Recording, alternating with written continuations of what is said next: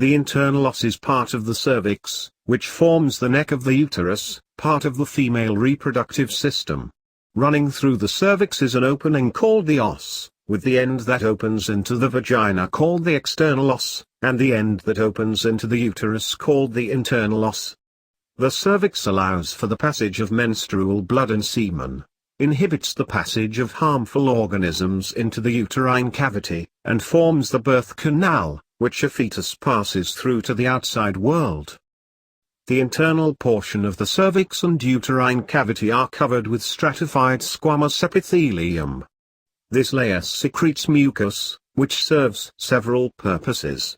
Around the time of ovulation, the mucus thins out, allowing sperm to move easily through the vagina into the uterus while providing protection against the harsh, acidic vaginal environment. At all other times, the cervical mucus is thick, preventing the movement of sperm and harmful organisms. Under the epithelial lining, the cervix is muscular. The smooth cervical muscles allow it to dilate and contract. The internal os is about 0.27 inches, about 7 mm, wide in a non-pregnant woman of childbearing age. The most extreme dilation occurs during childbirth, when the opening reaches 3.93 inches, about 10 centimeters. The os is usually firmly closed in non-pregnant females who have never given birth, and slightly open in women who have given birth. The closure helps keep bacteria from the vagina from entering the uterus. During menstruation, the os opens slightly to allow the uterine lining to pass.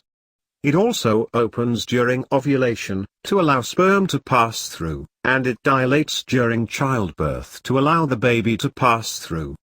During pregnancy, the internal opening sometimes begins to dilate before the fetus has reached term.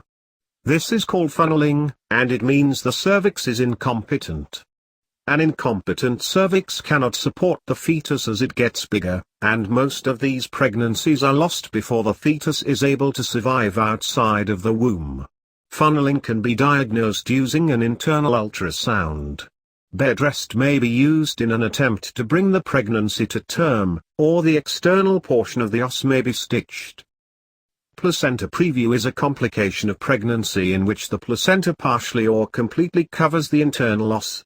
If labor occurs, the placenta can tear away from the uterus prematurely, causing profuse bleeding. Most cases are diagnosed early, and a cesarean delivery scheduled. Ideally, the placenta should lie at least 0.79 inches, about 2 centimeters, away from the opening.